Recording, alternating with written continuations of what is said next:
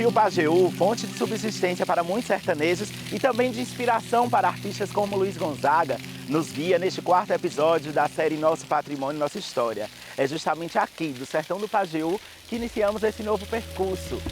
Em Afogados da Ingazeira, a Catedral do Bom Jesus dos Remédios e o Cine Teatro São José. Daqui, vamos para Flores, que preserva suas ruas históricas e tem uma edificação que marcou a política local. De lá, vamos para o Sertão Central, conhecer uma cidade que tem um castelo que virou atração turística. É São José do Belmonte. É hora de embarcarmos novamente nas memórias do sertão, nessa terra de sol e povo forte. Dessa terra herdei as histórias que vieram antes de eu chegar. Roda mundo, roda menina, que é aqui onde eu vou te contar. Dessa terra eu conto os passos de quem foi, de quem quis ficar. Não esqueça, cresça menina, lembre que tem lugar pra voltar. Nosso patrimônio, nossa história. Nosso patrimônio, nossa história. Nosso patrimônio, nossa história. Nosso patrimônio, nossa história.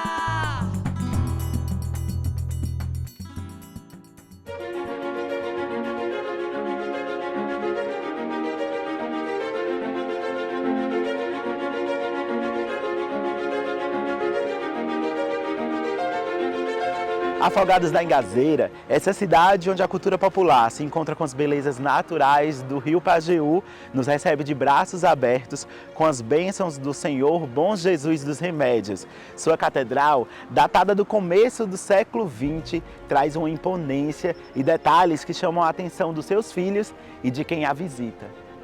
Não tem a cruz? Ah, Jesus, ali é muito bonito, é um sinal de Jesus Cristo ali presente. Eu era criança quando eu vinha para essa igreja. Aqui não tinha, só tinha os pés de pau aqui, não tinha, só tinha a igreja aqui. Alguma casa tem aqui, eu vinha, mas a minha avó... A relação minha com a igreja é justamente o que muita gente também tem. Justamente aquela da fé. Além disso, ela é realmente é o que embeleza a cidade, né? É a nossa região. O pessoal realmente tem muita admiração por essa igreja. A gente tem esse conhecimento que ela é uma réplica da Itália, né? Porque eu acho que devido a padres, muitos padres que vêm são italianos também, de origem italiana. Aí às vezes esses padres vão chegando nas cidades pequenas, naquelas vilas, e aí de repente elas se constroem. Então, a partir daí, eu lembro também que aqui era como se fosse uma capelinha. Não tinha nada, aqui, né, eles foram construindo aos poucos.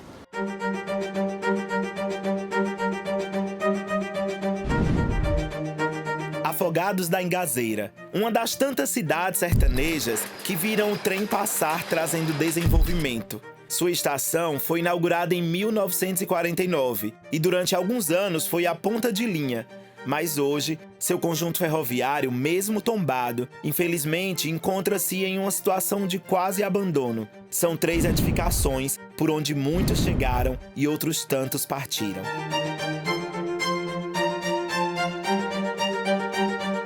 Isso aqui foi fundado por volta de 1950, né? Começou a funcionar, existia a malha ferroviária, foi feito o prédio e no início dessa década foi feito só transporte de comboio, né, de materiais. Posteriormente, dos anos 70, houve uma mudança e começaram a transportar pessoas, né? Então, assim, é um prédio tombado, antigo. Ele é bem localizado na entrada da cidade. É uma edificação com arquitetura peculiar à parte da região. Todo mundo conhece. Aqui passaram várias pessoas daqui para Recife. Então, as famílias têm apego a esse local, porque muitas pessoas iram e viram por aqui, né? Então, assim, é um prédio que ele é uma referência realmente para a cidade. É uma estação maior do que os seus vizinhos, do que Carnaíba, que outros lugares, E em termos de arquitetura, você vê que é neocolonial, né? Mas foi feita no concreto, tem pedra, a parte de pavimentação. Eliseu é do Espaço Projeta, uma sociedade de arquitetos. Eles realizaram uma pesquisa sobre essa construção histórica para propor novos usos, trazendo de volta vida para o local. Foi feito de tombamento um projeto também para no novo uso, uma revitalização dessa área, em conjunto com essa estrutura aqui, que é o pátio da feira, em cima um agenciamento do pátio para tornar mais vivo esse espaço de uso, tanto diurno como noturno. A ideia principal é preservar a história, porque quando não tem uso, fica deteriorado. Houve um estudo justamente, o objetivo é esse, manter a história do local, a importância da cultura da história, mas, sobretudo, melhorar a atividade ao redor. O que é importante hoje? Sobretudo, manter a história, que é uma localização e hoje está documentada, localizada, a Fundarp ela localizou todos os pontos, né? E, assim, juntar o que é cultura, o que é história, o que como a cidade cresce. As pessoas têm que entender que depredar está depredando algo que é dela mesmo. Então, ela tem que mudar esse conceito. Agora, deixa eu te fazer um convite.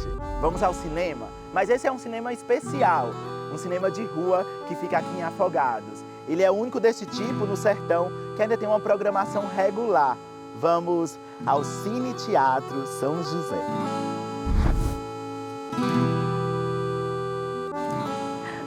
Olá. Olá! Tudo bem? Primeiro, licença. Bom dia. Bruna faz parte da equipe de programação do Cine Teatro São José e é quem vai apresentar esse espaço pra gente. Aí eu já começo te perguntando, que história que tem esse lugar, que memórias é que ele lhe traz e também para a própria Afogados em Gazeira. O Cine São José ele tem uma história muito bonita, né, que é uma história de restauração, de mobilização social. Então, o Cine São José ele foi fundado lá em 1942, né, e está funcionando até hoje, né, lógico, com períodos fechados, períodos de reabertura, grandes dificuldades, mas sempre com o apoio da comunidade, da cidade para funcionar pela reabertura. Então aqui nesse primeiro hall a gente tem um pouco do histórico do Cine São José nas paredes, né? A reabertura, a compra pela diocese, ele foi fundado como Cine Pajeú, hoje se chama Cine Teatro São José, e a gente ficou um período fechado e a gente tem o momento da reabertura, que é um símbolo, né? O momento da limpeza. O cinema fechou nos anos 80 e aí na década de 90 a própria cidade, em busca de um espaço para poder fazer suas atividades culturais, entrou nas ruínas, né, e fez a limpeza do cinema, retomou esse espaço. O equipamento cultural foi reaberto em 2003 e desde então mantém uma programação contínua. Administrado pela Associação Cine São José, se tornou um ponto de resistência do audiovisual no sertão.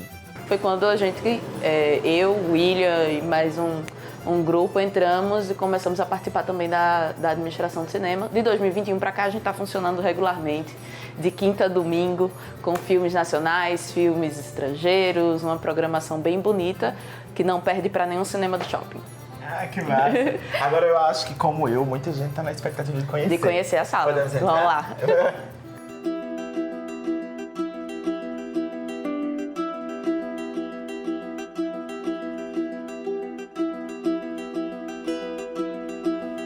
Aí, Bruna, a gente está aqui nesse palco, né? Eu queria que você falasse sobre essa reabertura, como foi esse processo agora de vocês estarem à frente do espaço, trazendo uma programação para a população, né? E oferecendo cultura, assim, nesse lugar, assim, que é tão importante. Hoje é o único cinema de rua em funcionamento no interior de Pernambuco, né? Patrimônio tombado pelo município também, então a gente tem sempre essa coisa de preservar o espaço. E é sempre muito gostoso, né, de ter o cinema cheio, e é um cinema grande, você viu, né? A gente tem quase 250 lugares, então e a gente consegue lotar. Não basta ser patrimônio e estar funcionando, ele também vai formando público e apaixonando novas gerações para manter o cinema vivo, para manter a história do lugar preservada.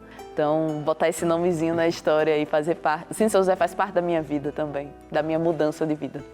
Olha, também foi uma honra poder conhecer o espaço. Eu acho que todo mundo queria ficar aqui para poder assistir uma sessão nesse lugar, mas tem que pegar a estrada.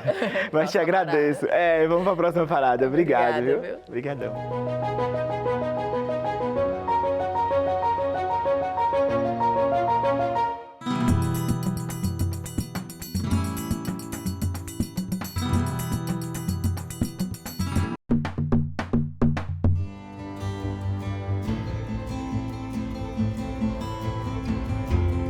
Conhecida como Rainha do Sertão, Flores é uma cidade encantadora, onde a história está presente na paisagem. A cidade também teve uma importância política para toda a região do Sertão do Pajeú. Aqui foi instalada a Casa da Câmara, um dos prédios mais antigos do Sertão, que hoje funciona como Palácio Municipal. Antigamente, em meados do século XIX, não havia praticamente cadeias no sertão de Pernambuco.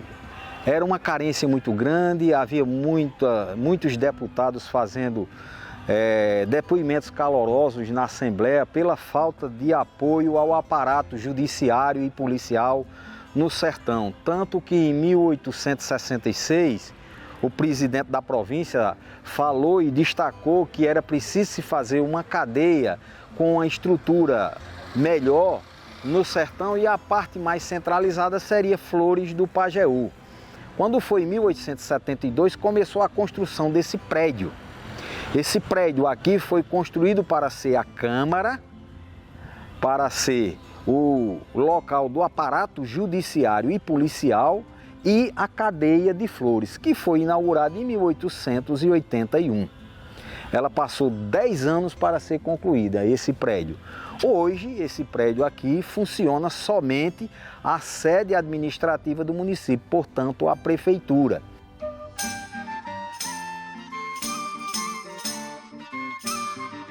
O Helenildo é autor do livro Flores, Pernambuco, Retratos da Terra Mãe dos Municípios Sertanejos. E a primeira pergunta que eu já quero te fazer é por que mãe dos municípios sertanejos? Bom, aí a gente tem que entrar num quesito histórico. Flores ela já foi meio que líder da comarca do Sertão do Pernambuco, do Sertão do Pajeú. Flores já teve outras cidades, englobou várias outras, como Carnaíba, Tabira. Seu espaço territorial era uma coisa que era fora do comum. Flores era muito grande e esse título foi fazer homenagem ao que Flores já foi, ao que Flores nunca deveria ter saído. Foi para demonstrar sua grandeza.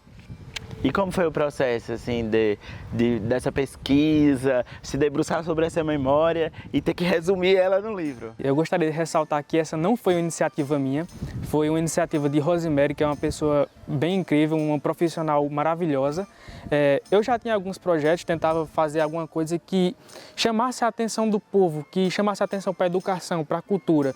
E ela comentou comigo sobre essa ideia de produzir um livro de flores, um livro sobre flores. Eu passei 7 meses de pesquisa, eu e ela, a gente foi atrás de documentos históricos, a gente foi na igreja aqui, bate-papo, boca a boca. A gente conversou com várias pessoas e o fruto dessas pesquisas foi esse livro. Foram 7 meses muito dedicados. A gente está cruzando aí o sertão atrás das histórias dos patrimônios históricos e aí eu vi que aqui você cataloga alguns, tanto a Casa Câmara, que foi a casa que a gente visitou ali na frente, mas eu também queria que você falasse de outros espaços que tem aqui em Flores que também são históricos. Flores tem uma variedade enorme. Eu gosto de falar sobre os lugares que são assim ecológicos mais bonitos, igual eu estava comentando com ele sobre o Cruzeiro, porque o Cruzeiro, a vista lá de cima é maravilhosa. Quem sobe se encanta. Outros lugares que a gente pode falar é sobre a própria igreja. Ela não se tornou primeiramente Nossa Senhora da Conceição, ela veio se tornar depois. Teve outra padroeira que protegia a cidade, né, que era daqui. E a gente vai dar uma volta pela cidade, pelos distritos e vemos vários outros lugares. Sítios arqueológicos, aqui tem vários também. Pouca gente conhece, mas Flores tem essa riqueza. Tem riquezas minerais também. Tem lugares com pontos turísticos maravilhosos que podem ser e devem ser buscados para poder mostrar o nosso devido valor, a nossa devida riqueza. Outros lugares não fazem isso, simplesmente deixam para lá e esquecem o passado, o que é errado. Aqui não, aqui teve sua devida valorização. E eu espero que tenha muito mais, porque o passado faz parte da nossa história, tem que ser destacado e tem que ser valorizado. É isso, então. Obrigado por receber a gente em Flores. Obrigado. Parabéns pelo livro. Eu quem agradeço. Espero um dia voltar, mas a gente tem que seguir viagem também. Foi, obrigado. Até a próxima. Valeu.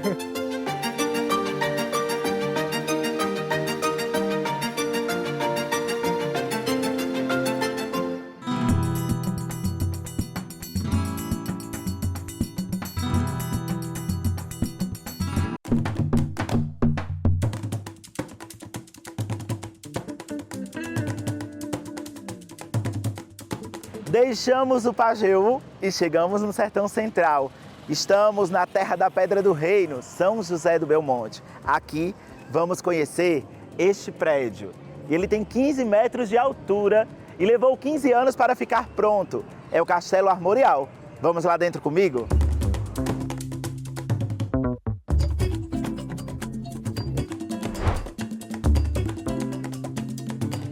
Carlos é professor e membro da Associação Cultural Pedra do Reino, vai ser o nosso guia nessa visita aqui no castelo. Carlos, como é que surge essa ideia de criar um castelo no meio do sertão? A ideia partiu de Clécio Novaes, ele é o empresário e proprietário do castelo. O projeto iniciou no início de 2012 e a construção em si do prédio iniciou em 2007 e foi até 2017. No entanto, ele, tendo ideias diariamente, continua modificando a estrutura e, como vocês podem observar aqui, ainda tem peças para serem elaboradas. Ele vive muito essa cultura e ele faz questão de deixar sua marca em cada peça. E é ele mesmo que produz, assim, é isso que eu fiquei na curiosidade, que a gente vê uma coisa desse tamanho, eu pensei, não, ele contratou uma equipe, né? A maioria das peças ele faz com a própria mão. O movimento armorial foi um grande sonho cultural encabeçado por Ariano Suassuna, que ganhou forma na década de 1970 e uniu artistas de diversas linguagens para criar obras eruditas a partir da nossa cultura popular nordestina. Já se foram mais de 5 décadas e essas obras resistem ao tempo e fazem os olhos brilharem. Clênio é irmão do fundador do castelo e acompanhou de perto toda a obra. Em 93, um grupo de jovens daqui de Belmonte resolveu fazer uma cavalgada à Pedra do Reino. Havia um espaço maldito que era a Pedra do Reino. Lá na década de 60, Dr. Ariano vem e faz uma viagem e escreve o livro A Pedra do Reino. E esse livro é publicado em 71, mas lá continua como um lugar amaldiçoado. Quando foi em 93, nós fizemos uma cavalgada, inclusive estou hoje a caráter que estava fazendo isso. E a gente foi no mês de setembro a Pedra do Reino montado. Foi feito. No ano seguinte a gente convidou Ariano. Clécio tem contato com Ariano aí, que a gente não tinha até. E eles criam uma relação de amizade. Ele e eu e todo mundo, né? Com Dantas, com Dona Zélia, com Ana, com todo mundo da casa. Quando ali eles começam a conversar, ainda na década de 90, conversando que há né, um movimento lá na década de 70, que é o movimento armorial, lá na década de 70, junta com um monte de artistas e cria aquele movimento armorial. E Clécio disse, doutor, não tem arquitetura armorial? Eu disse, tem não, Clécio. Ele disse, eu posso ser, e ele não é arquiteto, ele é fisioterapeuta e comerciante, ele não terminou nem o curso de fisioterapia. E ele vai e começa a trabalhar um desenho armorial dessa arquitetura, de arte popular nordestina, sertaneja especialmente. Então traz para esse modelo e constrói um castelo. A tradicional cavalgada à Pedra do Reino, realizada todo último domingo de maio há mais de 3 décadas no município, também inspira a construção do castelo. As cores dos mouros e cristãos, vermelho e azul, estão presentes nas paredes e em suas torres. Cristãos e mouros. Então veja que aqui é vermelho, mouro, e aqui é cristão azul. Só que as torres da frente, elas são uma representação da Pedra do Reino, que são 2 torres de pedra e elas estão ali como representação. Mas veja que da mesma forma que aqui as torres de trás são mouras e cristãs, lá na frente, mesmo a Pedra do Reino, ela é moura e cristã, que foi conflito entre cristãos portugueses e mouros do norte da África, né? Muçulmanos. O piso mais alto do castelo nos revela um verdadeiro tesouro cênico, um museu que representa uma típica cidade da década de 1930. Por aqui, encontramos muitos personagens e lugares que povoam o imaginário do interior. Capela, bodega, sapateiro e até o cabaré. Quando o Ariano escreve a Pedra do Reino, o Quaderna, que é a figura central do livro, ele vive na década de 30. Então, traz para a ideia de produzir um museu que fosse uma cidade cenográfica da década de 30. E aí, cada criatura dessa, que está aqui até o fim, é um personagem que viveu na década de 30. Uma serenata com uma sanfona, um cavaquinho, que violão não era uma coisa comum, mas sanfona era, cavaquinho era, ferreiro, cabaré, prefeitura, cartório, casa de farinha, barbeiro, dentista, tudo que havia numa cidade relativamente grande, né, da década de 30.